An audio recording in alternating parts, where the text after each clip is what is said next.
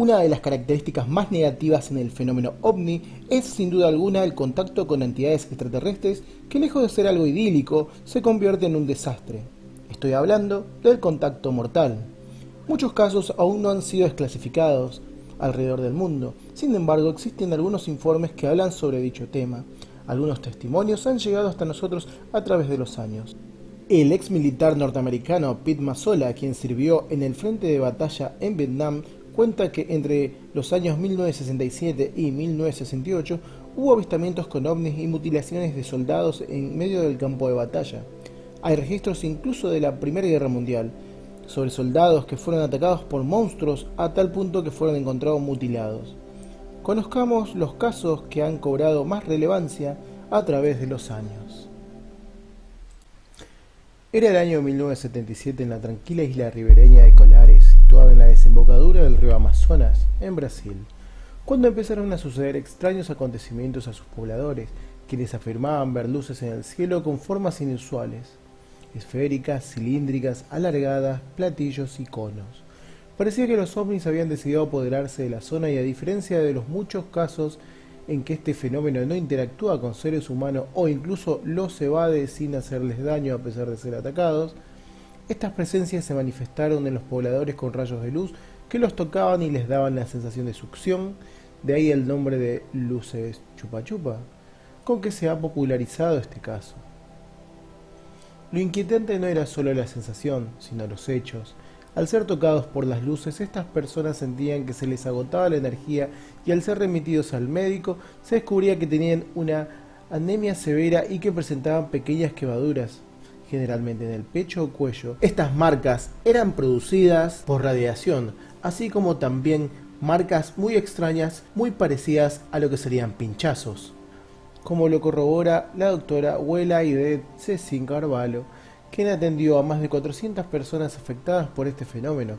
Solo 2 de ellas resultaron muertas con un diagnóstico de paro cardíaco y que incluso fue perseguida por estas luces en un par de ocasiones. El fenómeno se estaba saliendo de control, por lo que los habitantes pidieron ayuda a la Fuerza Aérea de Brasil, quien 3 meses más tarde y del inicio de los ataques decidió investigar el tema y con el nombre de Operação Prato, Operación Platillo, enviaron a un destacamento militar al mando del capitán Uirangue Bolívar Soares Nogueira de Holanda Lima, destacado capitán y paracaidista totalmente escéptico del fenómeno ovni, quien venía con la intención de desenmascarar a los guerrilleros comunistas que, en su opinión, estaban causando el fenómeno. Sin embargo, con el paso del tiempo, Uray de Holanda y su equipo de trabajo debieron rendirse ante la evidencia. En el proceso, toman cientos de fotos, graban abundante material en video, hacen esquemas y dibujos y entrevistan a varias de las víctimas de estos ataques. Hay muchísimos testimonios, todos idénticos. Las luces los tocan, los paralizan y tienen la sensación de succión que drena su energía. Esto no estaba siendo causado por seres humanos, concluyen.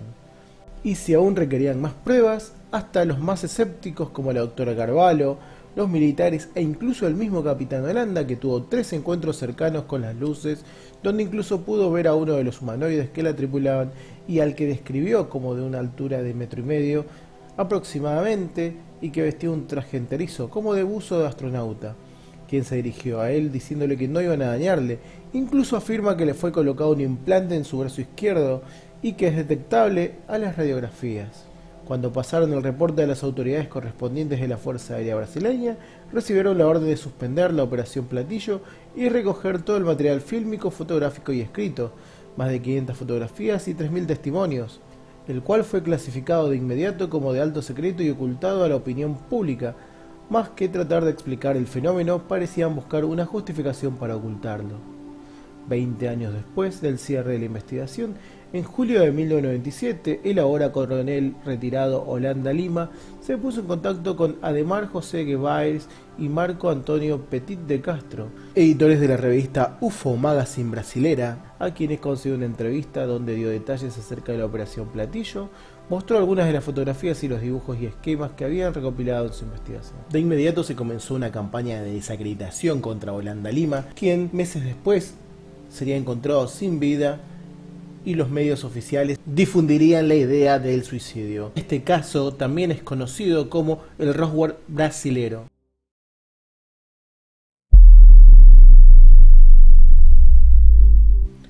Quizás aún más extraño aún es el caso de 1956 del sargento de la Fuerza Aérea Jonathan Lovett. En marzo de ese año, Lovett y un comandante, William Cunningham, ambos de la base Holloman de la Fuerza Aérea de Nuevo México, se aventuraron en la desolada maleza del desierto para recoger los restos caídos de una reciente prueba de misiles en el White Sand Missile Test Range, y en un punto Lovett se fue detrás de una duna. Unos momentos más tarde, Cunningham supuestamente escuchó a Lovett gritar de terror y corrió a investigar. Lo que vio luego lo haría gritar también. Según Cunningham, después de pasar por una cresta, se encontró con un objeto grande, plateado, en forma de disco, que flotaba a unos 15 o 20 pies en el aire, y tenía un objeto largo, parecido a una serpiente que se alejaba de él. Para su horror, vio que este apéndice estaba envuelto alrededor de la pierna de Lovett en el proceso de tirar su cuerpo hacia el extraño platillo volador. En este punto, Cunningham informaría que, de alguna manera, había quedado paralizado de forma inexplicable, queriendo actuar, pero que no podía moverse mientras observaba a su amigo ser arrastrado hacia el objeto, y luego aceleró a una velocidad impresionante y se perdió en la lejanía del cielo. Tan pronto como se perdió de vista, Cunningham se vio liberado de todo lo que lo había mantenido allí congelado. Después de llamar por radio a control de misiles y contarles lo que sucedió, le dijeron que habían detectado la firma de un objeto moviéndose rápidamente, pero que no podían decir de qué se trataba. La Fuerza Aérea de Seguridad y los soldados descendieron inmediatamente sobre la zona y comenzó una búsqueda masiva que duraría 3 días sin encontrar un solo rastro del hombre desaparecido. Mientras tanto, se sospechaba que Lovett había sido víctima de un juego sucio y que Cunningham era responsable. Su salvaje historia simplemente era una tapadera y él fue detenido. En el tercer día de la búsqueda, después de recorrer meticulosamente 100 millas cuadradas de paisaje, se encontró el cuerpo de Lovett a unas 10 millas de donde había desaparecido, y su cadáver estaba en un estado horrible. Además de estar completamente drenado de cada gota de sangre, no había signos de colapso vascular, lo que significaba que no había muerto desangrándose, y era muy inusual para alguien que había sido drenado de tanta sangre. Se había hecho una incisión en la mandíbula inferior de Lovett, a través de la cual se le había extraído la lengua, un corte que se extendía desde la punta del mentón hasta la laringe. Sus órganos reproductores habían sido extirpados y sus ojos habían sido retirados. El cuerpo no mostró signos de descomposición a pesar de que se estima que estuvo tendido allí en el calor del desierto durante 1 o 2 días. Y lo más extraño de todo era que había carroñeros muertos cerca que aparentemente murieron después de tratar de alimentarse del cuerpo. Nada de eso tenía ningún sentido, y aún no lo tiene. Este incidente en particular tiene su origen en un supuesto informe llamado Grudge Blue Book Report 13, que es misterioso en muchos aspectos en sí mismo. El manual en cuestión fue supuestamente analizado por un analista de información para la Fuerza Aérea de los Estados Unidos y ex boina verde llamado Bill English, y supuestamente data de 1953 o 1963.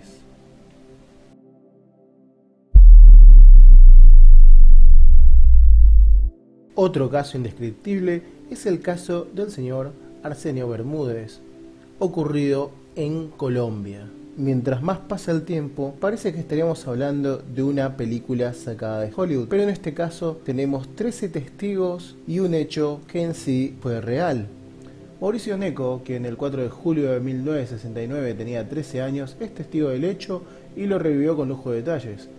Recuerda que eran las 7 de la noche y él estaba en la hacienda Casateja, donde 10 niños pasarían sus vacaciones.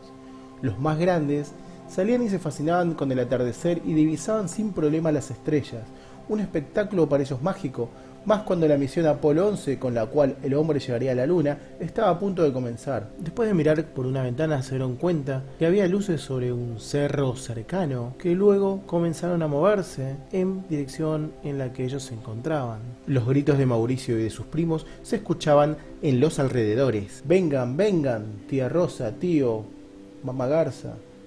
A quien le decían Papá Garza era Arsenio Bermúdez, trágico protagonista de la historia. Bien, la bulla llamó la atención de los adultos, quienes salieron a ver qué pasaba. Las 13 personas, 10 niños y 3 adultos, vieron un ovni del tamaño de un carro.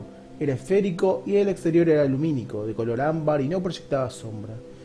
Por un par de minutos todos quedaron inmóviles y al reaccionar, la tía Rosa empezó a meter a los más pequeños, pero Arsenio y los primos corrieron por siembras de mora para ver mejor al ovni. Cuando llegamos a la parte del potrero ubicado detrás de la casa, nos encontramos a Arsenio y al objeto enfrentados uno al otro. El aparato había bajado, rozaba el suelo y Arsenio estaba a escasos 11 metros de distancia.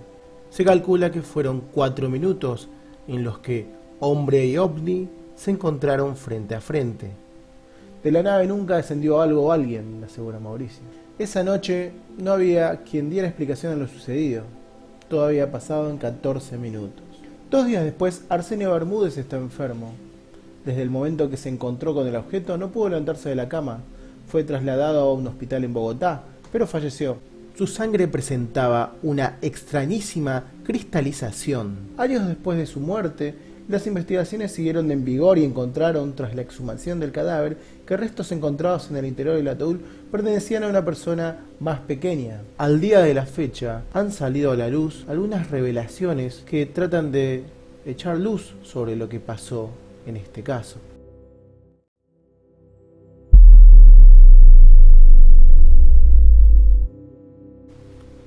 Desde el comienzo del fenómeno OVNI, hay informes de encuentros con naves desconocidas que han dado lugar a víctimas mortales, sobre todo en el personal de fuerzas aéreas de diferentes países, como la del capitán Thomas Mantell en 1948.